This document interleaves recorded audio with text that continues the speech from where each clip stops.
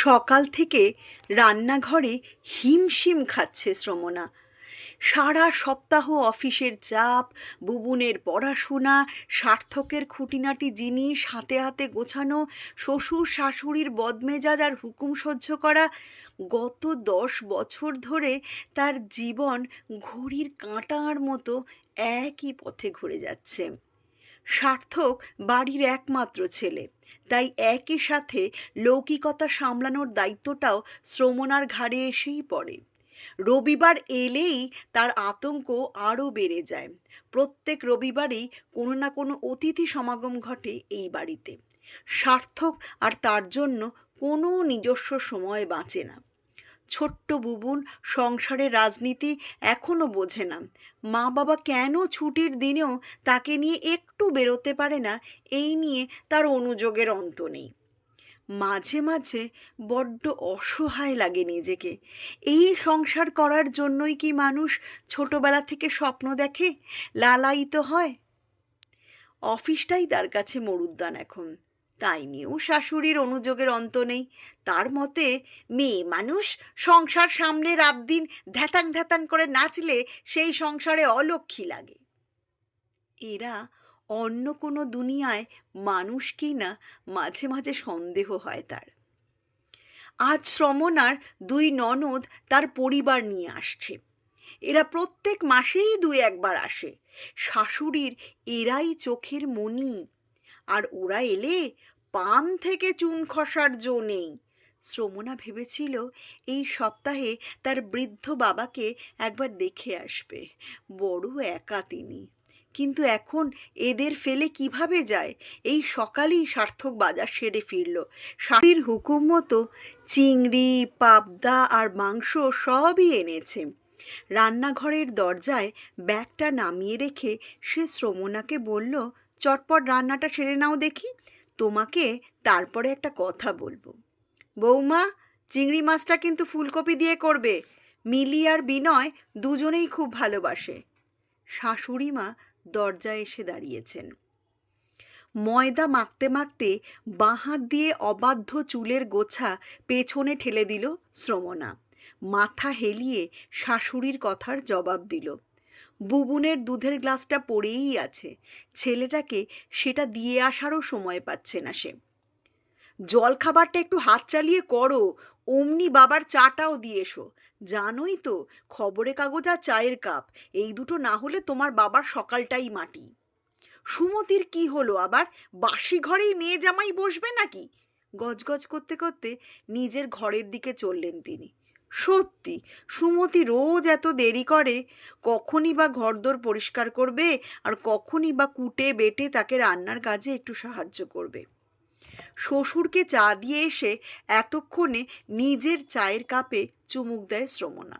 সার্থকের বিশেষ চায়ের নেশা নেই। এই এক বাঁচোয়া। আলু চচ্চড়ি হয়ে গেল। একদিকের বার্নারে ভাত, অন্যদিকে একটা নিরামিষ তরকারি বসালো সে। নিচে গাড়ির শব্দ হলো না? এসে গেছে সব। গোটা বাড়ি কোলাহল মুখরিত। গদগদ মুখে শাশুড়ি বাইরে এসে দাঁড়ালেন। বৌমা, ওরা এসে গেছে, জল মিষ্টি দাও ওদের। বিনয়, অনল, তোমরা জল খাবার খেয়ে চা খাবে তো? পাবদা মাছটায় নুন হলুদ মাখাচ্ছিল সুমতি। চাপা গলায় দাঁতে দাঁত চেপে বলে উঠল, ন্যাকা, প্রতি সপ্তাহেই প্রায় আসছে, তবু আদিক্ষেতা দেখো না, বউটাকে একটু দম নিতে দেয় না। চুপ চুপ, ঠোঁটে আঙুল চাপা দেয় শ্রমণা। ও বৌদি, কি মেনু গো আজ? ও বাবা, চিংড়িও করছো? ফুলকপি দিয়ে করো না। জলখাবারটা এবার সার্ভ করে দাও, পেটে ছুঁচো দৌড়চ্ছে। আমরা সবাই মায়ের ঘরে আছি। মিলি একবার রান্নাঘর জরিপ করে আবার মায়ের ঘরে ফিরে গেল। শ্রমণার বিয়ের পর বছর 2 এই বাড়িতে ছিল ওই মেয়ে। সেই 2 বছরেই শ্রমণা শ্বশুরবাড়ির আসল চেহারা বুঝে গিয়েছিল। গোটা বাড়িটাই যেন তার সম্পত্তি। কলেজ যাওয়ার সময় তার সব ভালো শাড়িগুলোই তার পরা চাই। বাড়ির বড় মাছের পিস, মাংসের বেশি ভাগ, সব কিছুতে সার্থকের ওপরেও তার দাবি। কিছু বললেই শাশুড়ি রে রে করে তেড়ে আসতেন। ও তো বাড়ি ছোট মেয়ে, একটু আবদার করবে না? শ্রমণার তুলনায় গায়ের রং একটু বেশি চকচকে বলে সব উজ্জ্বল রঙের শাড়ি আলমারি থেকে টেনে নিয়ে এসে পরতো, বলতো এ রং বৌদিকে ঠিক মানায় না। শ্রমণা আর সার্থক লজ্জায় দুজনের কেউই কোনোদিন প্রতিবাদ করেনি। 12টার মধ্যেই দুপুরে রান্না শেষ হয়ে গেল। এরই মধ্যে শ্বশুর শাশুড়িকে খেতে দেওয়ার পালাও শেষ। ক্লান্ত ঘর্মাক্ত মুখে একবার নিজের ঘরে এলো শ্রমণা। স্নান সেরে একেবারে নিচে যাবে। ননদদের ছেলে মেয়ে দুটোর সাথে বুবুনকে খেতে দিয়ে দেবে। ছেলেটা আজ নিজেই স্নান করেছে, তার সময় কোথায়? সার্থক ঘরে বসে টিভি দেখছিল। শ্রমণাকে দেখে হাত ধরে নিজের কাছে টানল। শোনো, তাড়াতাড়ি 1টার মধ্যে খাওয়া দাওয়ার ঝামেলা মিটিয়ে নাও, 3টের মধ্যে রেডি হয়ে নেবে, বুবুনকেও রেডি। বিস্ময়ে চোখ গোল গোল হয়ে যায় শ্রমণার। আজ মিলিরা এসেছে তো, বিকেলের চা। এবারই রান্নাঘর ওদের অপরিচিত নয়। তুমি অফিস সামলে যদি এত সব করতে পারো, ওরা হাউসওয়াইফ, এইটুকু করা ওদের পক্ষে মোটেই অসম্ভব না। অনেক প্রশ্রয় দিয়েছি, এটা ওদেরও বাড়ি, ওরা নিশ্চয়ই আসবে, কিন্তু আমাদেরও তো একটা নিজস্ব জীবন আছে। সবাইকে সবার জন্য ফিল করতে হয় সুমি, তবেই সংসার টেকে। মা বাবা যদি এটা বুঝতে না পারেন, এবার তাদের বোঝার সময় এসেছে। যা উত্তর দেওয়ার আমি তাদের দেব, তুমি একটা কথাও বলবে না। বুবুন এর মধ্যেই কি একটা কারণে ঘরে ঢুকেছে। বাবার কথাগুলো কানে গেছে তারও। আনন্দের আতিশয্যে বাবার গলায় জড়িয়ে ধরল সে। তাহলে বাবা, ডিনার সেরেই ফিরবো তো? আমি কিন্তু হাক্কা নুডল খাবই। সবাই স্কুলে মাঝে মাঝেই খাওয়ার গল্প শোনায়, আমিই শুধু চুপ করে থাকি।